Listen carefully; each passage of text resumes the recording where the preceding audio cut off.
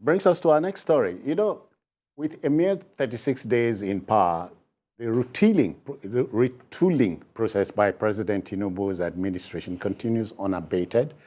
Nigeria's organized private sector and economic experts have commended the president for signing a full 4 executive orders as part of his bid to improve the country's business environment. The Nigerian Association of Chambers of Commerce, Industry, Mines and Power, NACCIMA, says it welcomes the intervention by the federal government on some recent tax changes it will do. Businesses are being hurt. NACCIMA President Kelvin Oye believes that undue burdens are, however, relieved. No pain, no gain, as they say, Emeka. Yeah, well, it's interesting that these things were done through executive orders. The commencement of the Finance Act has been moved to September, which I think was a wrong step taken by the former president, Muhammadu Buhari. I think he was wrongly advised, because in an economy in dire straits, you are still imposing certain heavy burdens on the people. Where exactly do you expect them to pay? But the interesting thing for me today, was something that happened today. The president set up a committee on tax reforms, headed by Taiwo Oyedele, who is a round peg in a round hole. He has his head on his neck. He understands taxation. And he's someone who, I follow him on Twitter, and the things he says resonate with a lot of people. He actually understands, like recently, when this issue of the having to pay 1,000 naira yearly for vehicle ownership, and he criticized it. He said government should know that. How much is it? How much will it come to? If you say there are 12 million vehicles in Nigeria, how much will it come to? Just 12 billion naira. The cost of collection, all of those things. Does government need that burden? No. Then he now said, due to the situation in the country, the government needs to halt and taxation on certain areas, on energy, food, and one other area. So I think altogether, I hope the committee will really bring out far-reaching recommendations, and that they will be implemented, because we are not just talking about taxation, we are talking also about multiple taxation.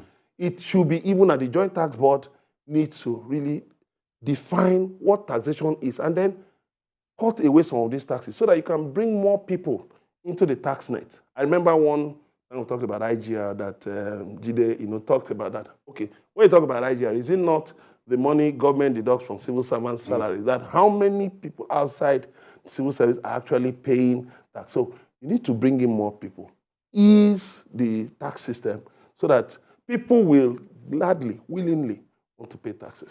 Jide, on the side, you are bound to ask, do Nigerians readily pay tax? No, if they can find a way around it, of course they will not pay. A lot of big businesses are cutting corners, bribing government officials just to ensure that they don't pay what they should pay. Remember the big brouhaha with one of the big telcos in our country? Yes. Just cheating the country of billions and billions of naira, So they will not pay if you do not make the collection efficient. For me, I don't think the solution is simply to impose more taxes. No. If you make the collection more efficient and reduce to the barest minimum the human element, because technology helps a lot, in ensuring that people can get away with not paying tax. Bring in technology. Get more and more people captured in the tax net. There are so many people who should be paying tax that they are not paying, because the system is not foolproof. So I believe that you can actually make more money without creating, without imposing new taxation on our people, but by making the system more efficient. Lagos is one example, for example.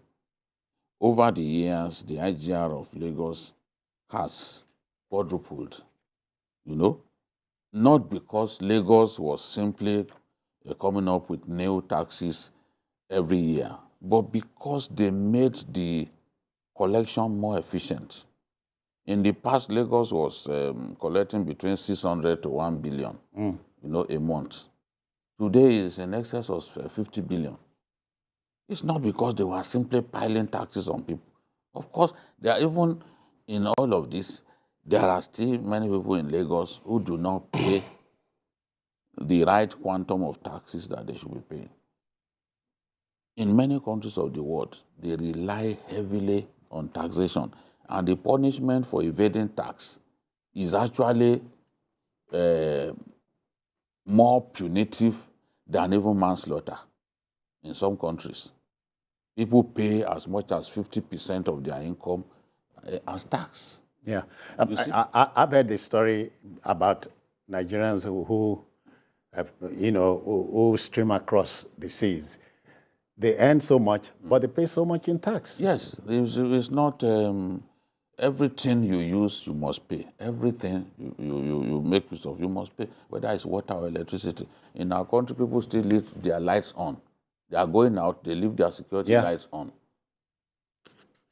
Nobody would do that over there. You rather switch it off when you are going to work in the morning because you really don't need it at that point. So I believe that we must make the tax collection more efficient. One of the things that this government can do to help us get out of our illiquidity as a nation is to improve tax collection. I believe that FRS can do much better than it's doing. I believe that customs too can generate a lot more. A lot of the dozens of revenue generating agencies that we have in our country, if we even follow the National Assembly's constant probe of the activities, you'll see that these guys are really not serious. Yeah. They are not serious. They are not. You take so much money, you get appropriated so much money, you can't even generate up to what government gave to you,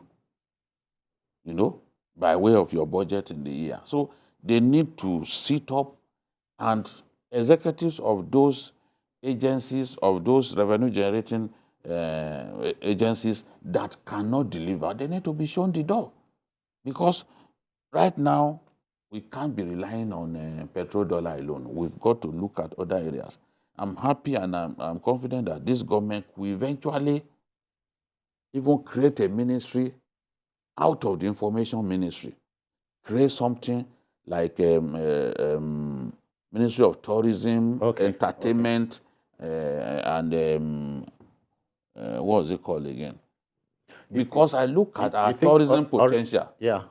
And our entertainment potential. We are really, there is a lot more. We're playing catch up. There's a lot more that we can do that we are not doing. In terms of soft power. Yes, so instead of simply lumping tourism, look at what the UAE is doing with tourism. Malaysia, all of them. It's only Nigeria that is allowing tourism potential to waste away. I was in Obudu the other day. In some countries of the world, Obudu or even Mambila will have become a real money spinner. But they're just there wasting away. Obudu is a temperate zone. Yes. The temperature is different. Throughout the year. Throughout the year is cool. Throughout the year. And it's raining even in December. That's why it's there in the far north. It's raining even in December. Late in December, it's still raining. So there is a lot that we can do to generate extra funds without necessarily imposing taxation on our people. And just as Emeka said, the immediate past government was wrong in coming up with this thing because they even went against our own tax laws. You've got to give 90 days. 90 days when you are introducing a new tax. You've got to give stakeholders that room. Yes, of 90 days. That's what's stipulated in the law. So what this president has done is simply to defer the takeoff. He's not saying, no, we won't do it, but he has deferred the takeoff to like September 1, for example, in line with what the law says. Our people are going through a lot. Maybe by September, the economy will have improved, even if it's marginally, so that our people can take, because this shock of subsidy removal, we are still grappling with it. Oh, yeah. Companies are going through a lot by telling them, look, this tax has come, you have to start paying. They are not finding it funny at all. So they've given them some form of, I won't say soft landing, just a breather. Yeah. And they are really happy about it. Emeka, there's no choice but go back to manufacturing, because that's the only thing that can only take us there. The last time we talked about textile factories, over 400 of them shut down. And imagine how many people the textile factories would take in if there's a breathing space, if you ask me. I'll ask people to go and check this website, makeinindia.com. Make, not made. Makeinindia.com. M-A-K, makeinindia.com. Go and check. And you see how the Indian government itemized reforms, to retool the economy and turn it around. So if you were going to come and produce things in India, make in India, the government was willing, said it was willing to assist you, give you the necessary things you need to do. I think we need such a policy, making it, not just looking for foreign investors, portfolio investors, briefcase investors that will just come, put money in the stock market, and then when things are going south, they just pull out their money and run away. No, we need people who will deliberately come and make things in Nigeria. We need a not made in Nigeria, where you just bring some things from abroad, come and assemble them here and say made in. No, make in Nigeria. We should have something like that so that you can generate jobs. Even talking about this working hours, one of the things a congressman in the U.S. proposed was that you can, if you reduce the working hours for those employed, you can use the remaining hours to create jobs for the unemployed. You can bring them in, bring even the elderly, some who are retired, bring them in. So in that way, you connect with the people, you create jobs, and then the economy will, can breathe. The people can actually have confidence in government. These things can be done. But you see, if we do not, the other day the people were talking about, that the ban on importation of vehicles through land borders had been lifted. I said it shouldn't have been lifted. What are you lifting it for? When are we going to get to the point where we are as proud as the Indians, in buying vehicles, make in Nigeria products? When are we going to get there? We'll still just be rolling in vehicles that have been used by people abroad and thrown to Nigeria. Sometimes you cannot but wonder why we dropped the ball. Remember? No, our taste for imported things. Okay. We need to really... That's what affected Volkswagen, Peugeot, and all that. To provide all that is needed now. No. Let's start somewhere. At least we are doing certain things. You talk about CNG, for instance. Let's develop that sector. You talk about certain other things. The ones we are doing, let's try to do better. The ones we've not done, let's start. Because we can. We can. The largest economy in Africa. Come on, we should answer that name with pride.